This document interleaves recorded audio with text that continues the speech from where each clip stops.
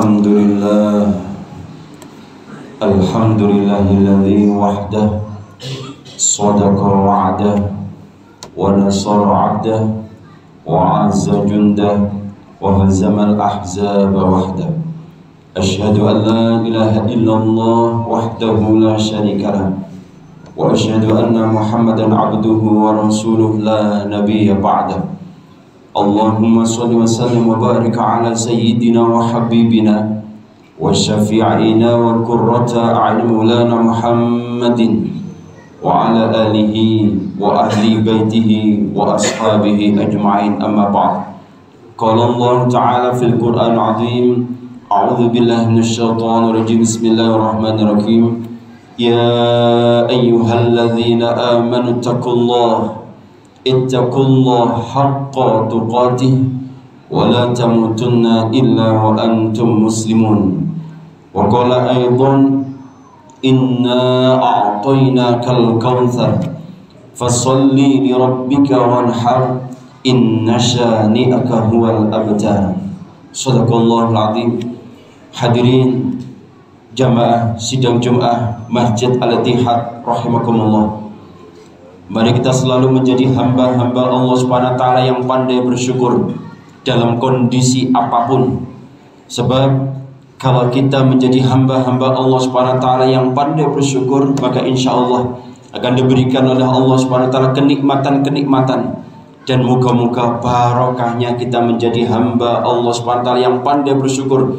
Moga-moga kita selalu dibimbing oleh Allah Subhanahu wa taala menjadi hamba-hamba Allah Subhanahu wa taala yang sehat fisik, psikis, sejahtera zahir batin, bahagia, selamat dunia sampai akhirat. Amin ya rabbal alamin.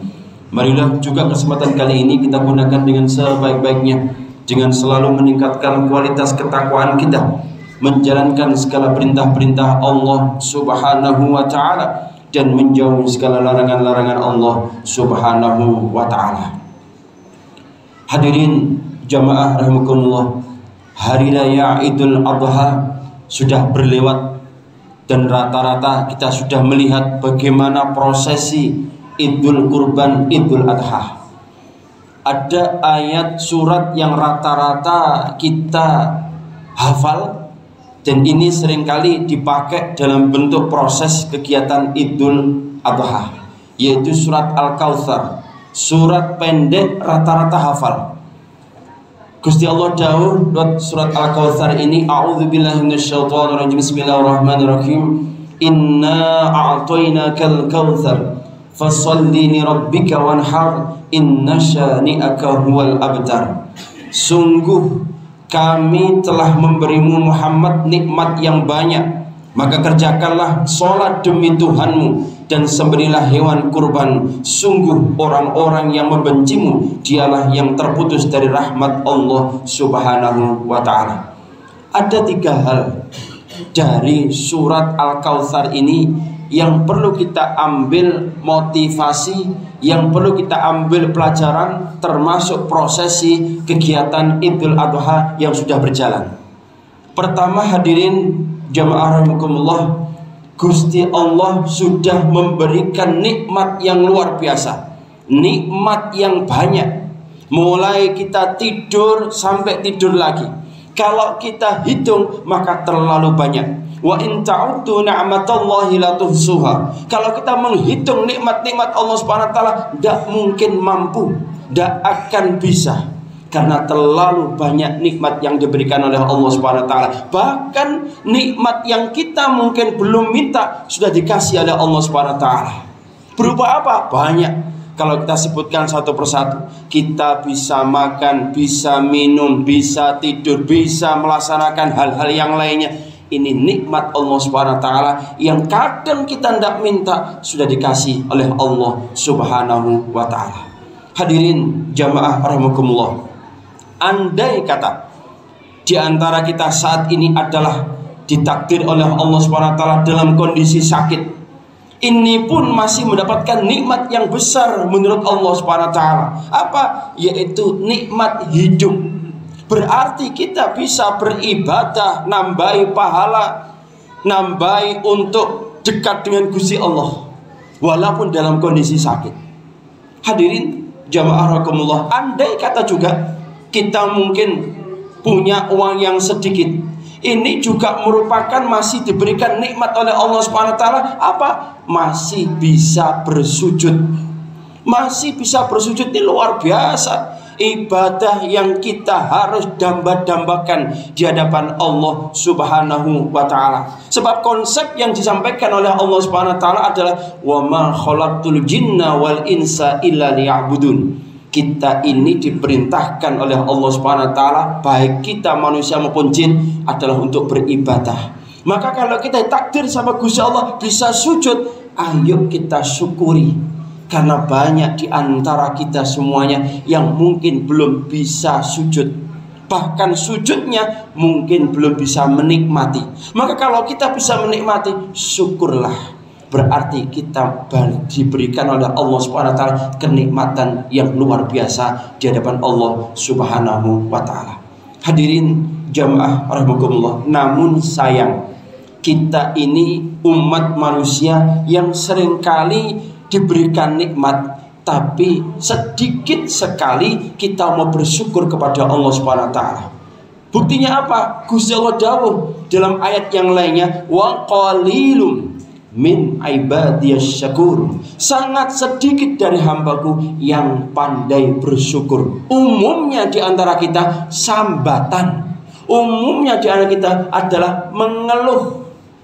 Padahal apapun yang terjadi dalam hidup kita keseharian itu adalah pasti baik menurut Allah Subhanahu wa taala. Cuma kita seringkali belum bisa melihat apa hikmah, apa pelajaran yang bisa diambil dari berbagai macam persoalan, dari berbagai macam masalah yang kita alami. Coba kalau kita mau melihat itu dengan pandangan persepsi Allah Subhanahu wa taala, hidup itu nyaman. Maka orang yang pandai bersyukur, hidupnya selalu senang, hidupnya selalu bahagia, hidupnya selalu apapun yang terjadi itu dilihat dengan kategori kiriman dari Allah Subhanahu wa taala dan selalu enjoy. Hadirin jamaah rahimakumullah, maka orang yang syukur itu hidupnya selalu ridho terhadap apapun yang terjadi. Ini kalau kemudian diteruskan sampai dia meninggal dunia pun akan ridho. Maka orang yang seperti ini meninggal dunia pun akan dalam kondisi senyum di hadapan Allah Subhanahu wa taala. Beda kalau orang kemudian hidup sudah diberikan persoalan hidup yang mungkin tidak ridho, tidak ikhlas, tidak senang, meninggal dunia pun dalam kondisi yang tidak nyaman karena hidupnya tidak ridho kepada Allah Subhanahu wa taala. Ini yang pertama. Yang kedua, hadirin jamaah rahimakumullah, adalah bagaimana menyatakan syukur kita kepada Allah Subhanahu wa taala adalah dengan konsep ibadah kita secara vertikal dan horizontal. Maka di ayat 2 dalam surat Al-Kautsar, Gusti Allah dawuh, fasholli lirabbika wanhar. Maka sholat sebagai bentuk individual, terus kemudian wanhar, ayo kita gunakan untuk menolong orang lain. Ini penting. Maka ini bisa dikatakan sebagai tablet berlapis 2.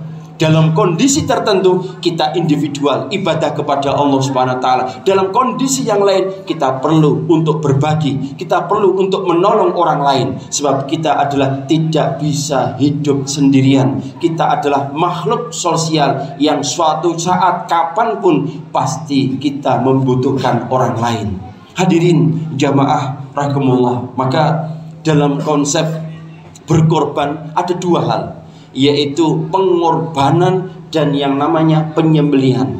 Apa yang kita korbankan di hadapan Allah Subhanahu wa taala, apapun yang kita miliki, tenaga, pikiran, harta, ayo kita gunakan berkorban. Tidak hanya pas saat Idul Adha saja, tapi seterusnya. Apa pengorbanan kita kepada Allah Subhanahu wa taala sehingga bisa pengorbanan itu adalah mencari ridhonya Allah Subhanahu wa taala. Nah, apa yang kita sembelih dalam kehidupan sehari-hari kita ini adalah yang kita sembelih keangkuhan, kesombongan, ngerasa pinter dhewe, ngerasa hebat dhewe, ngerasa sugih dhewe, ngerasa alim dhewe.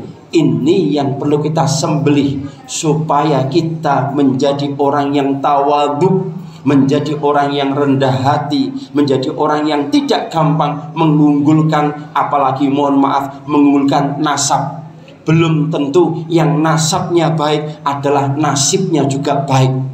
Maka kita harus selalu introspeksi diri kita masing-masing. Jangan selalu mengunggulkan, sebab itu perlu kita sembelih supaya kita menjadi orang yang insya Allah akan ditolong sama Gusti Allah. Maka sembelihlah yang namanya keangkuhan, kesombongan, ngerasa pinter diri, ngerasa hebat diri, ngerasa yang lainnya, yang itu adalah hal yang tentunya berbau negatif. Perlu kita sembelih sehingga hidup itu akan tawadhu, hidup akan khusyuk, dan hidup akan ngerasa bahwa kita adalah selalu bodoh. Apalagi selalu kita akan ingin mencari ilmu, menambah ibadah, dan selalu menambah amal di hadapan Allah Subhanahu wa ta'ala. Hadirin jamaah rahimakumullah, yang terakhir dalam konsep surat Al-Kautsar ayat ketiga, jadi orang jangan mengabaikan ajaran baginda Rasulullah Sallallahu Alaihi Wasallam. Ini penting. Tidak pernah berpikir halal haram. Oh, piye to mergaweku? Bagaimana to kerja saya ini? Halal atau haram? Ini dapatkan ridho Allah atau tidak? Maka kita perlu pikir.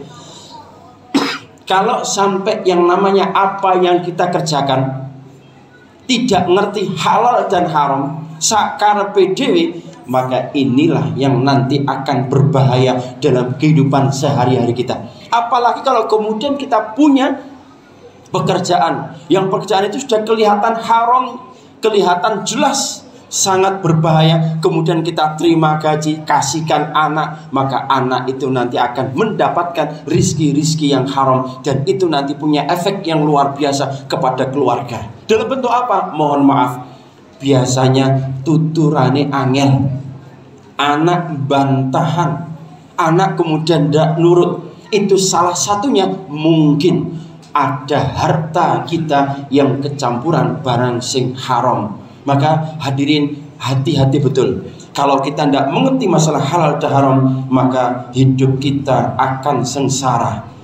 Maka harus memperhatikan ajaran-ajaran yang disampaikan oleh baginda Rasulullah SAW. Bagaimana? Ayo selalu belajar. Bagaimana? Selalu mengaji dan mengaji, supaya kita selalu mendapatkan sentuhan rohani dan mendapatkan pertolongan hidayah dari Allah Subhanahu wa ta'ala. Yang paling akhir sebagai penutup, moga-moga prosesi Idul Kurban, prosesi Idul Adha yang sudah berjalan, kita menjadi hamba-hamba Allah Subhanahu wa ta'ala yang bisa berkorban pikiran, yang bisa berkorban tenaga, harta untuk agamanya Allah Subhanahu wa ta'ala, untuk syiar li'a'la kalimatillah, untuk membuat kehormatan Islam tambah jaya dan tambah barokah. Terus kemudian ayo hal-hal yang negatif dalam diri kita masing-masing yang berbahaya, ayo kita sembelih sehingga kita keluar dari Idul Adha menjadi hamba-hamba Allah Subhanahu wa ta'ala yang pandai bersyukur, hamba-hamba Allah Subhanahu wa ta'ala yang sholatnya tambah khusyuk, yang ibadahnya ikhlas karena Allah Subhanahu wa ta'ala. Insya Allah moga-moga yang singkat ini mampu mengetuk diri kita sehingga ada perubahan tingkah laku,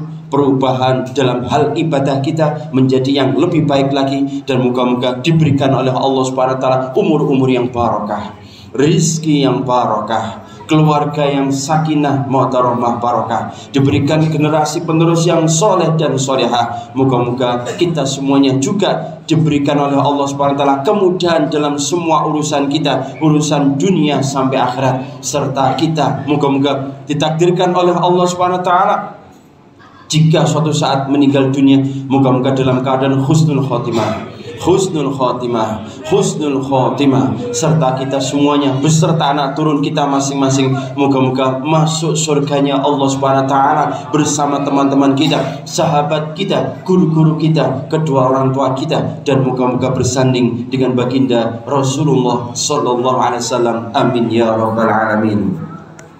A'udzu billahi minasyaitonir rajim. Bismillahirrahmanirrahim. Innal ladzina qalu rabbuna Allah tsumma istaqamu tatanazzalu 'alaihimul malaikatu alla takhafu wa la tahzanu wa abshiru bil jannati allati kuntum tu'adun. Aqul qawli hadza fastaghfirullah innahu huwal ghafurur rahim. Alhamdulillah.